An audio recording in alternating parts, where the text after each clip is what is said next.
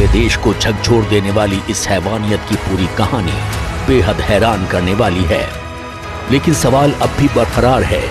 फिर एक काली रात आती है और उस दिन के बाद उस लड़की की सारी ख्वाहिशें टूटकर चकनाचूर हो जाती हैं, क्योंकि एक दरिंदे ने उसको एक एहसास दिला दिया कि वो चाहे दुनिया भर की कितनी भी किताबें पढ़ ले, किसी भी एग्ज़ाम को पास कर ले, चाहे वो कितनी बड़ी भी पोस्ट पे चली जाए, लेकिन वो एक लड़की है और उसके साथ भी वो सारी घटनाएं हो सकती हैं जो पहले होती आ रही हैं। उस दिन उसके माँ बाप की सारी ख्वाहिशें टूट जाती हैं, जिनसे वो बचपन में कहा करती थी कि माँ मैं डॉक्टर बनूंगी।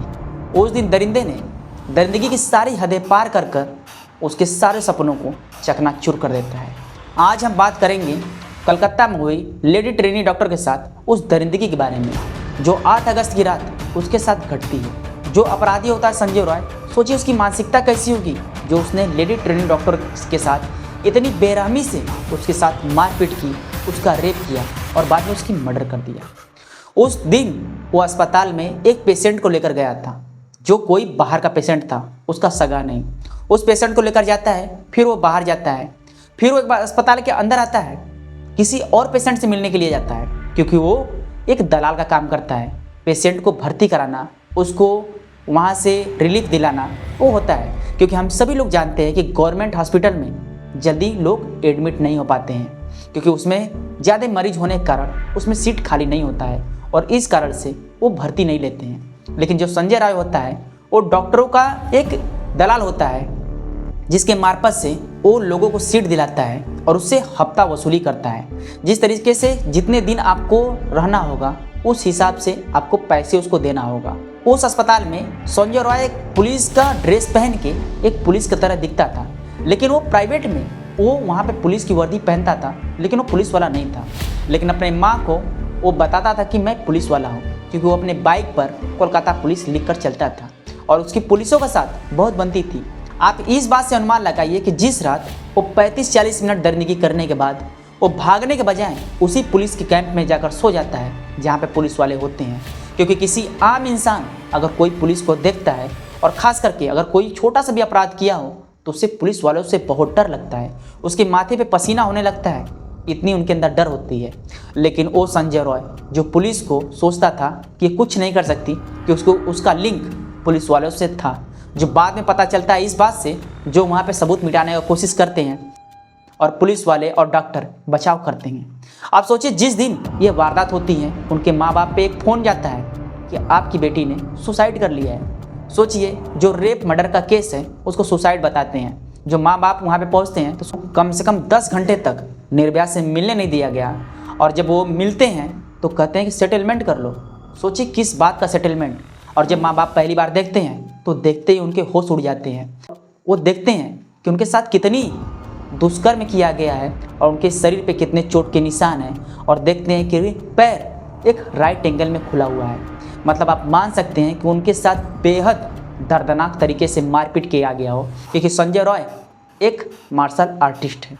मतलब उसने अपनी कला का उस लड़की के ऊपर पूरा प्रयोग किया है जो उसने सीखा था। मतलब उसके साथ बहुत जघन्य तरीके से उसने मारपीट किया था। उनके आँख से, उनके मुंह से ब्लड आ रहा था। इसलिए आ रहा था कि जो निर्भया थी वो चश्मा लगाती थी, और चश्मे पे इतनी ज़ोर से संजय रॉय ने पंच किया था कि उसका कुछ हिस्सा उनकी आंखों में चला गया था, और उसने मुंह पर इतनी ज़ोर से पंच किया था कि उनके दांत जो जबड़े थे वो हिल गए थे और उनके मुंह से खून आने लगा था। आप सोच सकते हैं कि उसने दुष्कर्म करने के साथ साथ उनके शरीर की पूरी तरह से क्षतिग्रस्त कर दिया था, कि कोई भी एक नॉर्मल इंसान जब भी देखेगा तो सोचेगा कि कम से कम 10 लोगों ने मिलकर ये हालत किया होगा।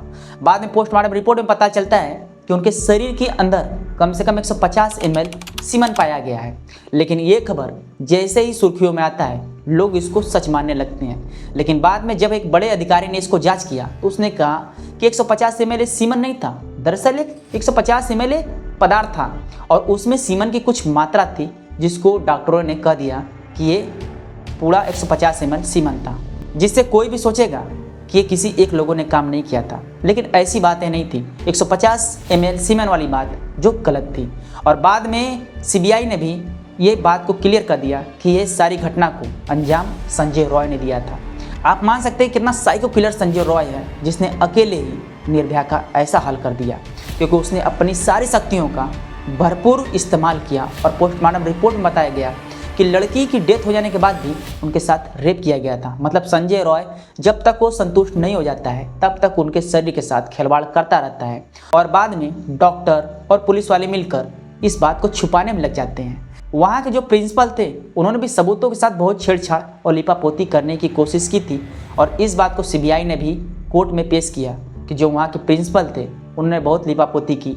सोचिए, उनको इस्तीफा देने पर मजबूर किया गया और उसी के 10 घंटे बाद उसको दूसरे हॉस्पिटल में नियुक्त कर दिया गया। मतलब इतनी भी क्या जल्दबाजी होती है कि किसी को इस्तीफा देने पर मजबूर करो और फिर उसी को किसी बड़े हॉस्पिटल में नियुक्त कर दो। फिर उसके बाद जब डॉक्टरों ने विरोध प्रदर्शन शुरू किया तो फिर सच में सही तरह से मामले की तहकीकात शुरू हुई। तब ममता बनर्जी के सरकार के खिलाफ भी प्रोटेस्ट होने लगा। ममता बनर्जी ने कहा था कि पुलिस 1 हफ्ते तक इसकी जांच करेगी और उसके बाद इस मामले को सीबीआई को सौंप दिया जाएगा।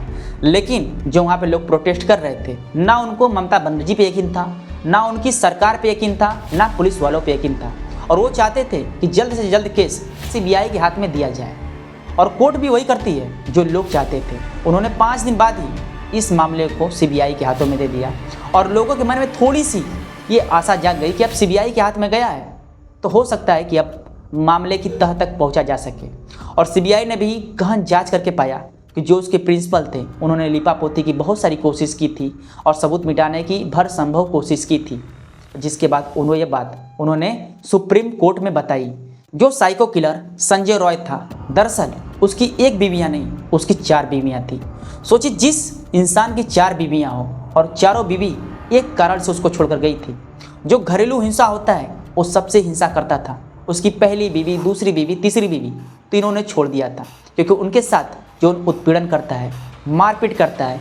क्योंकि उनके बाहर वाले बताते हैं कि उनके घर से हर रोज़ एक झगड़े की आवाज़ सुनाई देती थी जिसमें चीख पुकार होती थी और संजय रॉय उन सबको मारता था। वो तीनों बीवियाँ उनकी छोड़कर चली गई थी और चौथी बीवी की कैंसर से मौत हो गई थी।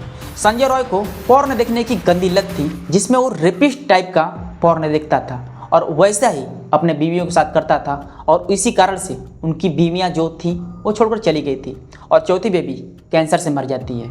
और वैसा ही दुष्कर्म वो निर्भया के साथ करता है। और पूछे जाने पर वो कहता है कि मुझे फ़र्क नहीं पड़ता, आप मुझे फांसी में भी लटका दो। सोचिए, जिसके अंदर कानून का थोड़ा सा भी डर न हो, सोचिए कैसी मानसिकता वाला व्यक्ति होगा। और इसी कारण से सीबीआई ने उसका मानसिक टेस्ट के लिए भी उसको भेज दिया है, जिसमें उसका ये टेस्ट होगा कि वो जो बातें बोल रहा है वो सच बोल रहा है कि नहीं बोल रहा है। और इसमें कितने लोगों की होने की शंका है, क्योंकि उसमें कहा जाता है कि जो टेस्ट होता है उसमें झूठ सच का पता कर लिया जाता है कि सामने वाला अपराधी सच बोल रहा है कि झूठ बोल रहा है। क्योंकि इतनी निर्मम तरीके से किसी की भी दर्दनाक मौत और उसका रेप कोई एक इंसान नहीं कर सकता है। इसी मामले की जांच में सीबीआई अभी भी लगा हुआ है कि आखिर में अगर संजय रॉय अकेला था तो संजय रॉय इतनी क्षतिग्रस्त कैसे कर सकता है, क्योंकि ये कोई साइको किलर ही कर सकता है। और इसकी साइकोलॉजिकल तौर पे इसकी टेस्ट के लिए उन्होंने उसको डॉक्टर के पास भेज दिया, जिसमें उसको हर एक क्वेश्चन बाई क्वेश्चन उससे किया जाएगा और वो झूठ नहीं बोल सकेगा, क्योंकि उसको ऐसा ट्रीटमेंट दिया गया रहेगा।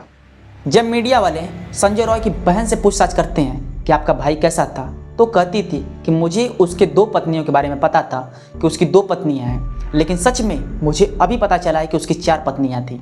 और मैं उसे काफ़ी लंबे समय से उससे टच में नहीं थी, क्योंकि मैंने अपने पसंद से शादी कर लिया था, जिस कारण से वो हमसे बातचीत नहीं करता था और हम अपनी लाइफ में काफ़ी खुश थे। और उनकी बहन ये कहकर रोने लगी, बोल सर,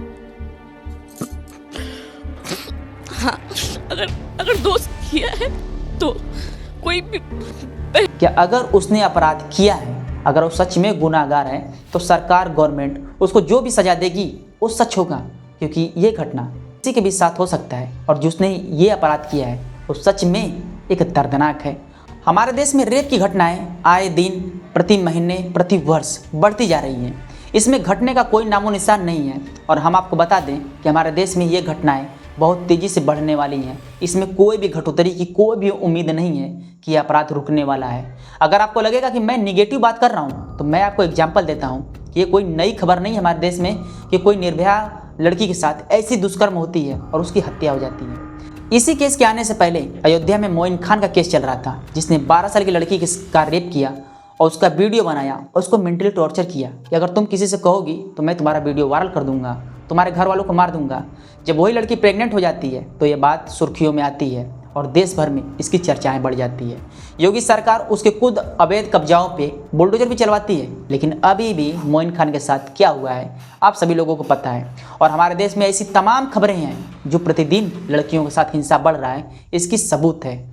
एक स्कूल वैन का ड्राइवर जिसमें एक 12 साल की बच्ची बैठकर स्कूल जाती थी, उसी ड्राइवर ने उसी गाड़ी में उसका रेप किया, लेकिन उस खबर ने कभी हमारे देश में सुर्खियाँ नहीं बटोरी, क्योंकि जो बच्चे होते हैं वो अपने लिए प्रोटेस्ट नहीं कर सकते हैं। इस बार बात डॉक्टर का था और थैंकफुली डॉक्टरों ने मोर्चा संभाला और हर जगह बंदी करके कैंडल मोर्चा निकाला और लोगों के मन में ये बात जागृत किया कि अब समय आ गया है कि इस अपराध के खिलाफ आपको खुद कदम उठाना होगा, क्योंकि हमारे देश विदेशों का हर चीज़ नकल कर सकती है, वहाँ की टेक्नोलॉजी ला सकती है, वहाँ की सड़कों को ला सकती है, वहाँ के कानून को ला सकती है, लेकिन लागू नहीं कर सकती है।